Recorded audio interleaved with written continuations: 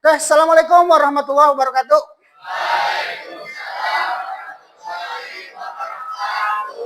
Oke, anak-anak, untuk hari ini eh, kita akan belajar, khusus saya Hosin, guru BK kelas 12 ya, atau kelas 11. Hari ini anak-anak kita akan belajar tentang mengenai potensi diri. Yang mana diri kita harus mempunyai potensi.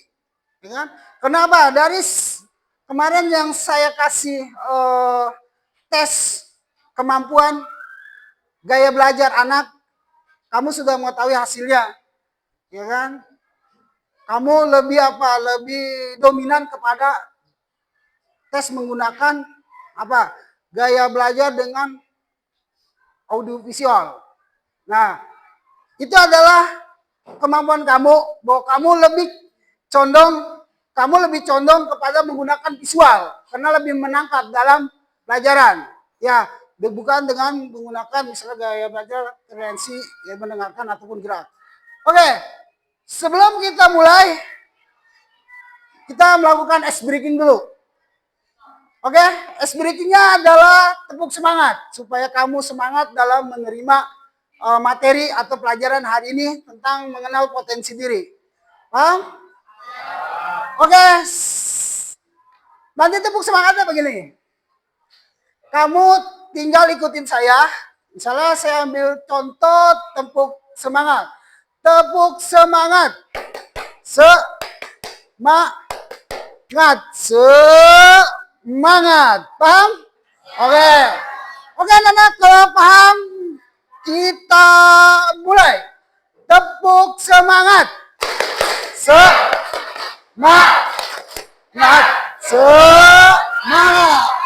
Oke, terima kasih untuk ice breaking hari ini. Mudah-mudahan kamu semangat dalam menerima pelajaran atau materi dari saya. Oke, sebelum kita ke materi, alangkah baiknya kita berdoa. Kita berdoa menurut agama dan kepercayaannya masing-masing. Berdoa mulai.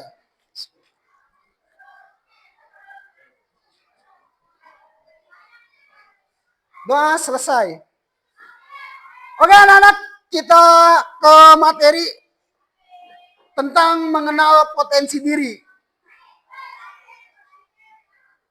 Di dalam materi ini, khususnya guru BK dia harus tahu potensi diri, gaya belajar anak belajar. Karena ada juga anak yang belajar demennya menggunakan visual, ya kan? Ada dengan demennya mendengarkan misalnya ceramah, ya kan? Ada baca buku, dan juga ada demennya menggunakan misalnya apa? Gambar atau warna. Itu gaya kerja anak-anak, ya kan? Jadi kamu harus tahu dulu nih potensi kamu untuk belajar ini supaya pelajaran itu mengena ke kamu. Kamu paham tentang apa yang disampaikan oleh guru. Kamu harus mengetahui dulu gaya belajar kita ini kayak gimana, ya kan?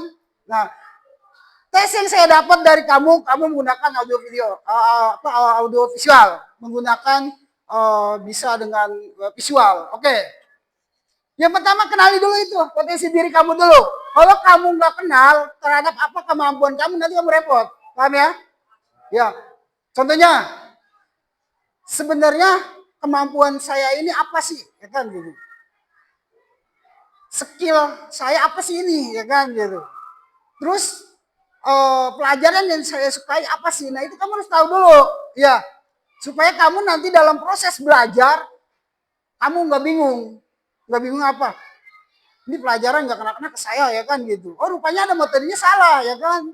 Oh, saya sukanya seperti ini, ya kan. Yang kamu sukain seperti ini metodenya, itu ada kemungkinan di dalam pelajaran kamu bakalan cepat paham, ya. Tapi kalau seandainya kamunya nggak mengenali diri kamu, potensi kamu repot. Misalnya contoh nih, kita ambil misalnya nanti diingkalin. Kamu ingin jadi seorang insinyur, atau misalnya kamu ingin menjadi seorang dokter. Kira-kira kemampuan kita sampingnya seperti itu. Ya, misalnya saya ingin menjadi polisi atau bisa menjadi polwan. Nah, kamu sadarkan diri atau kamu kenali dulu potensi diri kamu. Paham ya? Oke.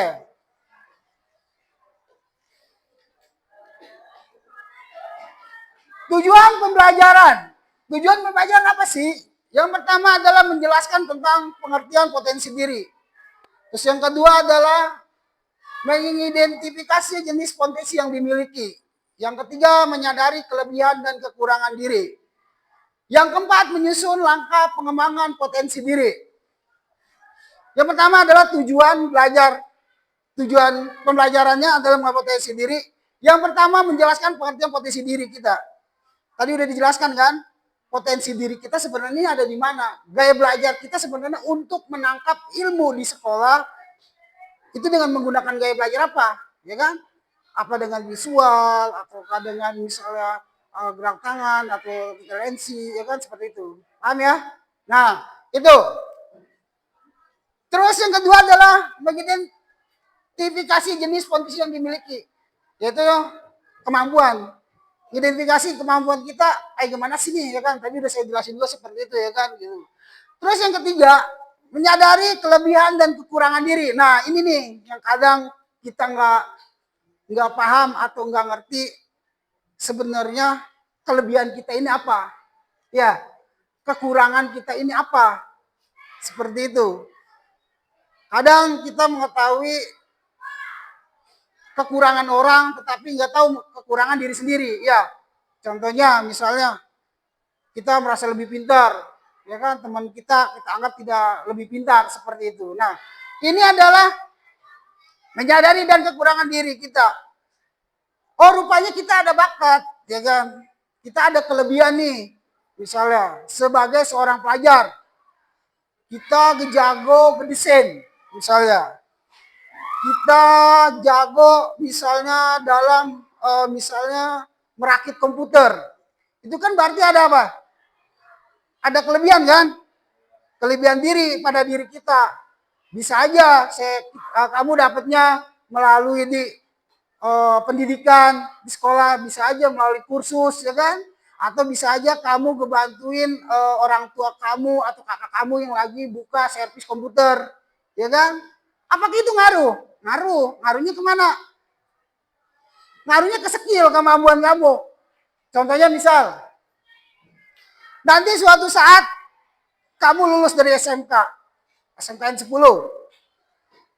Terus kamu mempunyai skill dalam hal misalnya merakit komputer, ya kan? Terus misalnya dalam hal desain misalnya. Itu kan skill kamu, ya kan? Nah, kalau kamu udah punya skill, kamu nanti enak. Dalam arti mau kerja pun enak. Beda dengan orang yang misalnya tidak punya skill. Nah, itu tadi nanti kita jelaskan tentang kekurangan. Kalau udah punya skill, kamu lumayan. Nantinya dalam arti, saya lulus SMK pede aja, ya kan? Gitu, dalam arti pede aja. Bahwa saya siap bersaing dengan sekolahan lain atau misalnya dengan karyawan lain. Nah, itu yang punya, kalau dia punya skill. Tapi kalau nggak punya skill itu yang repot. Nah, pertanyaannya, skill digalinya kayak gimana? Cara dapetnya kayak gimana? Belajarnya gimana? Ya kan? Kalau skill kita, makanya kan saya sering begini mengatakan, kalau di dalam keras, ya kan? Coba gali potensi kemampuan kamu, skill kamu. Contoh kecil misalnya kemarin yang udah saya kasih tahu, saya mengarahkan, coba yuk kita banyakin praktek dibanding teori.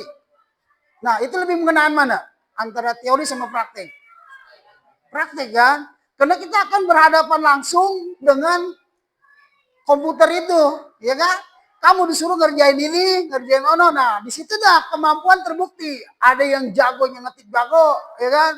Bisa semua. Ada yang bingung ya bingung nih cara ngamatinya gimana, cara ngidupinnya gimana, ya kan? Terus operasinya, office ini bagaimana. Nah, di situ udah terbukti kan? Kita menyadari diri kan? Kemampuan kita kan? Iya, yang udah biasa di rumah punya laptop, yang sering belajar, kursus, ininya gampang, tugas begininya. udah makanan saya sehari-hari. Ya, seperti itu. Yang kemarin kita coba gaya belajar kamu menggunakan visual atau langsung misalnya kemarin praktek seperti itu. Nah, selanjutnya ada di sini kekurangan. Apa itu kekurangan? Kekurangan diri kita. Kan sekarang kalau saya perhatiin, apalagi di zaman Gen Z sekarang ya, gaya belajar anak itu kalau menurut saya beda dengan dulu. Sebenarnya teknologi udah maju sih sebenarnya kalau kamu mau manfaati teknologi itu, ya. Tapi kan kebayang anak sekarang lebih banyak apa? Lebih banyak nongkrongnya, ya kan? Kurang belajar di rumah, akhirnya ilmu yang dia serap, yang dia dapat di sekolah seharusnya dia praktekin lagi, dia pelajarin lagi apa yang disampaikan gurunya karena itu bekal kamu. Itu jarang sekali anak mengulang pelajaran itu. Nah, ini yang disayangkan kalau bagi saya. Kalau kamu mau memanfaatkan teknologi, oh luar biasa sekarang. Ya, seperti itu. Sayang kamu gak ketat seperti itu. Itu kekurangan diri kamu. Jadi kamu harus tahu tentang potensi dan kekurangan diri kamu. Paham ya? Kekurangan kita di mana? Caranya kemana? Ya udah kenalin diri kita di kekurangan kita di mana. Kalau kita sudah tahu kekurangan diri kita di mana, kita enak buat molesnya. Dalam arti molesnya untuk belajar supaya kita lebih paham. Oke, yang selanjutnya menyusun langkah pengembangan potensi diri. Nah, dari sekian anak-anak nih, saya mau bertanya tentang menyusun langkah potensi diri kamu. Kira-kira siapa yang sudah menyusun tentang langkah pengembangan potensi diri kamu? Ada yang bisa jawab? Apa? Siapa di antara sekalian dari sekarang, semenjak kamu masuk SMK 10, terus sudah kelas 11, nanti kelas 12, sudah menyusun langkah-langkah kamu tentang potensi diri kamu ke depannya, mau jadi apa? Sudah ada? Kalau ada silakan dikatakan. Apa langkah-langkahnya buat masa depan kamu ke depan? Oke, siapa namanya? Ya, kamu siapa? Rian, oke Rian, coba kamu bisa jelasin nggak? Ada nggak langkah-langkah potensi pengembangan diri kamu buat kedepannya gitu? Ah,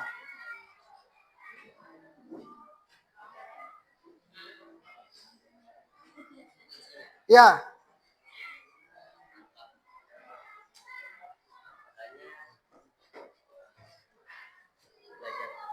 belajar, belajar yang tekun, terus mengulangi semua yang diajarkan oleh guru, terus meningkatkan skill. Caranya praktekin di rumah ilmu yang kamu sudah dapat di sekolah. Seperti itu. Ada lagi nggak?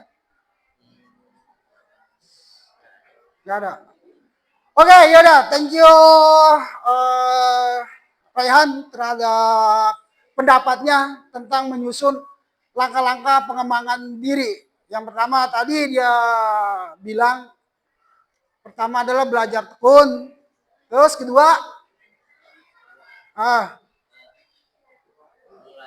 mengulangi pelajaran yang sudah dapat di sekolah. Terus yang ketiganya mempraktekkan ilmu yang sudah kamu dapat di sekolah. Kira-kira menurut kamu bagus nggak langkah-langkah seperti itu? Bagus. Nah, berarti dia sudah mempunyai langkah pengembangan potensi diri dia supaya dia mendapatkan ilmu yang berguna semasa dia lagi menuntut ilmu, khususnya di dunia pendidikan. Paham? Gitu ya. Oke, terima kasih Rian atas pemasukannya. Oke, next. Nah, selanjutnya apa itu potensi diri? Potensi diri adalah kemampuan dasar, bakat, dan kekuatan yang dimiliki seseorang baik yang sudah tampak maupun yang masih tersembunyi, yang dapat dikembangkan melalui latihan dan pengalaman. Nah, ini adalah potensi diri kita adalah kemampuan dasar. Jadi yang namanya dasar ya, sama kayak pokok, makanan pokok ya kan? Kayak beras, sandang pangan itu kan pokok kamu. Nah, di apa? Di pendidikan pun dalam hal kamu menuntut ilmu, yang namanya potensi diri adalah kemampuan dasar. Yang namanya dasar berarti kebutuhan kan? Kebutuhan pokok yang harus kamu dapatkan. Contohnya apa? Seorang pelajar dia harus dapat ilmu. Dari awal dia berangkat sekolah sampai dia pulang. Ya, tujuan kamu sekolah kemarin kan untuk apa? Belajar kan untuk ilmu. Yang tadinya kamu tidak tahu jadi tahu. Itulah dasarnya nuntut dasar kan? Nah, bakat. Bakat kembali lagi ya kepada siswanya ya atau anaknya ya. Karena setiap kemampuan siswa atau anak itu beda-beda. Ada yang cerdas ya kan? Ada yang kurang cerdas juga ya kan? Ada yang langsung nangkap pelajarannya dan ada juga yang kadang bobel juga ya kan? Seperti itu. Nah, kemampuan yang masih tersembunyi yang dapat dikembangkan melalui latihan dan pengalaman. Maksudnya apa nih? Latihan dan pengalaman. Ada yang bisa jawab? Melalui latihan dan pengalaman. Kamu dah SD? Kamu deh, siapa namanya? Bahwa potensi diri bisa itu melalui latihan dan pengalaman. Maksudnya apa nih? Ada yang bisa ngasih jawaban atau masukan ke saya? Ada? Gak tahu? Gak ada? Oke, saya jelaskan. Melalui latihan dan pengalaman. Nah, berarti kita udah kerenanya nanti rananya kepada dunia kerja. Paham? Iya, karena SMK kan dicetakkan seperti itu. Seharusnya menurut pemerintah ya, lulusan SMK adalah untuk apa? Untuk sebenarnya bukan mencari kerja sih, untuk membuat lapangan kerja sebenarnya. Kalau untuk mencari kerja itu udah numpuk. Ya, iya dari SMA, dari SMK ya kan, numpuk semua pencari pekerjaan. Seharusnya SMK itu diciptakannya untuk apa? Untuk membuka lapangan pekerja jadi sebagai wirausaha atau jadi pengusaha, ya kan? Iya kan? Iya, bukannya untuk mencari pekerja, ya kan? Jadi karyawan, tapi jadi pengusaha. Bener gak? Ah, itu. Jadi kita butuh latihan dan pengalaman. Latihannya yaitu kalau ingin misalnya, saya lulus SMK, saya pengen buru-buru kerja. Berarti kan kita harus mengenai potensi diri kita kan? Kita harus bisa apa ya kan? Agar kita bisa bersaing. Maaf nih sekali lagi, kita bersaing untuk mendapat suatu pekerjaan. Ya, karena kan pengangguran lumayan sekarang. Makanya kamu kalau nggak punya skill, nggak punya kemampuan, nggak punya potensi diri kamu mau jadi apa? Gitu ya? Paham ya? Berarti melalui latihan dan pengalaman. Pengalamannya di mana nih didapatnya? Hah? Ada bisa jawab? Bisa di sekolah, bisa di luar, terus bisa di lingkungan. Itu pengalaman yang harus kamu dapat. Oke, ya benar sekali. Bisa di sekolah, bisa di lingkungan, bisa di keluarga. Pengalaman yang kamu harus dapat, ya kan? Ya makanya waktunya jangan dipakai buat main-main. Coba gunakan untuk cari pengalaman, latihan buat nambah potensi kamu, ya skill kamu. Oke.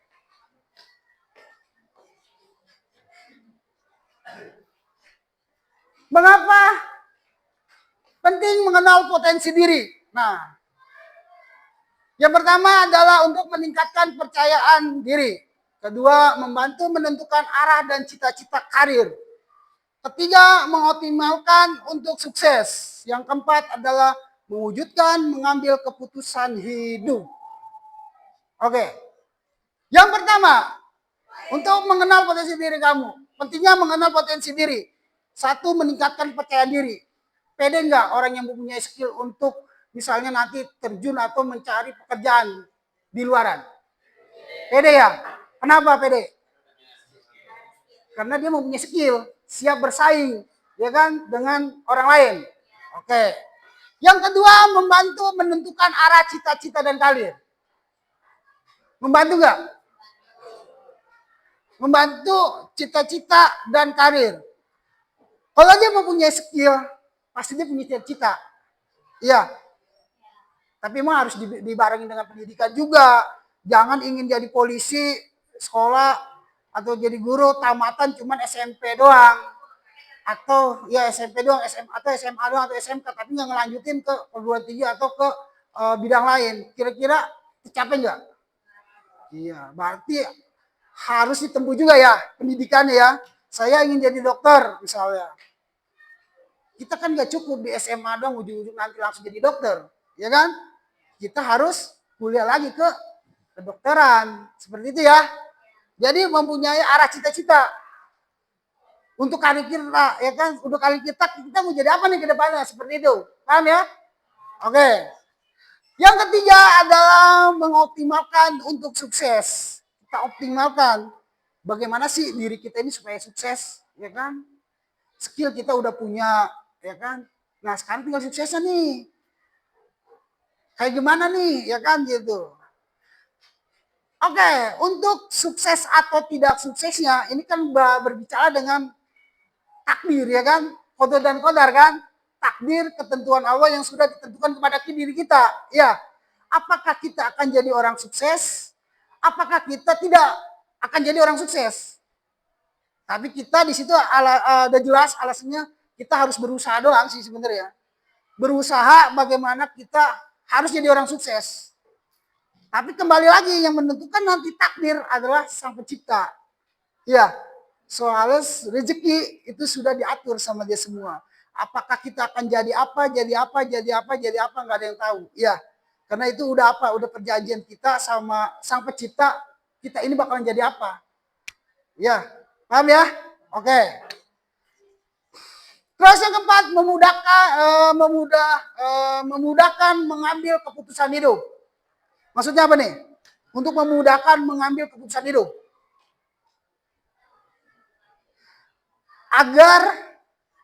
Agar kita tepat dalam memilih nantinya. Iya. Iyalah, kita harus tepat. Kalau kita nggak tepat, wah bahaya ini. Iya kan? Iya. Oke, itu. Oke, jenis-jenis selanjutnya jenis-jenis potensi diri. Yang pertama intelektual, kemampuan berpikir dan memecahkan masalah. Kedua emosional, kemampuan mengelola emosi. Yang ketiga sosial, kemampuan berinteraksi dan bekerja sama. Yang keempat spiritual, memahami makna hidup. Yang kelima fisik, kekuatan tubuh dan keterampilan gerak. Nah itu jenis potensi diri. Pertama intelektual, tahu kan intelektual? Oke, kemampuan berpikir, intelektual. Memecahkan masalah, itu juga intelektual kan? Berkaitan dengan logika, otak, oke? Nah, terus emosi. Tahu kan tentang emosi?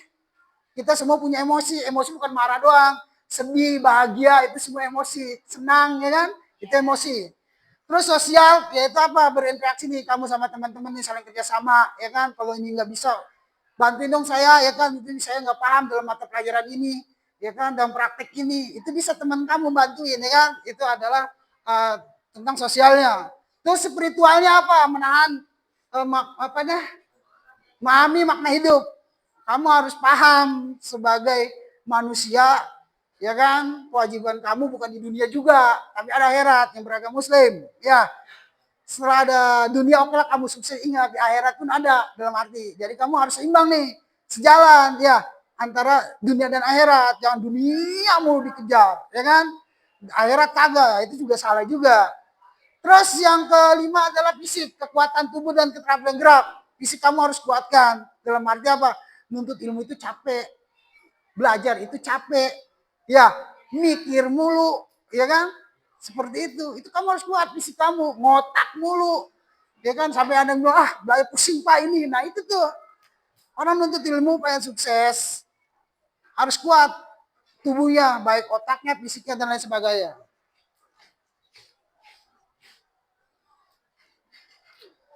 Oke, cara mengenal potensi diri. Cara mengenali potensi diri, yaitu refleksi diri, apa yang saya sukai dan kuasai. Terus udah melalui pengalaman kapan saya merasa berprestasi. Yang ketiga, umpan balik, tanya jawab guru atau orang tua. Keempat, tes minat, bakat, gunakan asesmen sederhana, observasi kegiatan sehari-hari. Itu, kita udah melaksanakan tes, hasilnya sudah tahu gaya belajar kamu seperti apa. Misalnya dengan menggunakan audio visual dan lain sebagainya. Terus observasi kegiatan sehari-hari kamu.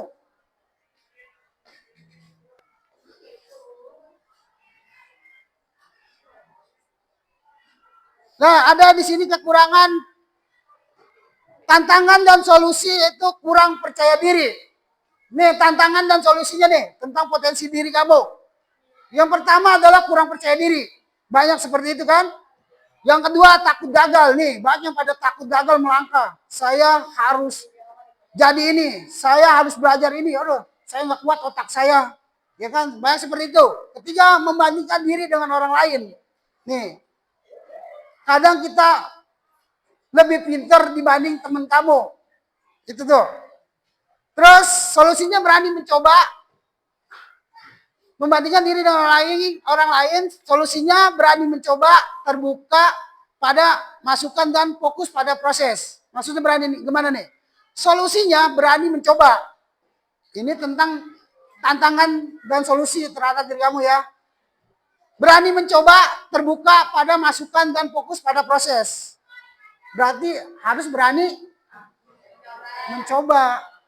Berarti jangan takut gagal. Oke.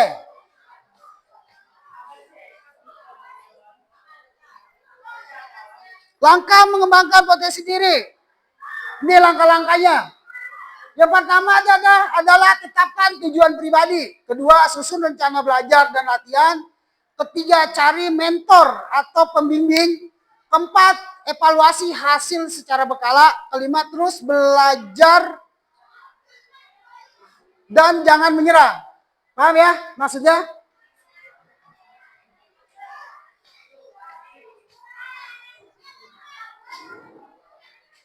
Nah, terakhir ada yang namanya pesan motivasi terhadap tadi materi yang sudah saya sampaikan tentang mengenali potensi diri. Ini ada motivasi. Motivasinya, setiap orang memiliki potensi luar biasa. Tugas kita adalah mengenal dan mengembangkannya. Pribadi yang mengenal diri, mencintai diri, dan mengembangkan diri. Paham nggak maksudnya? Dari pesan-pesan motivasi. Yang pertama, coba bacakan. Ya. Oke, bacakan.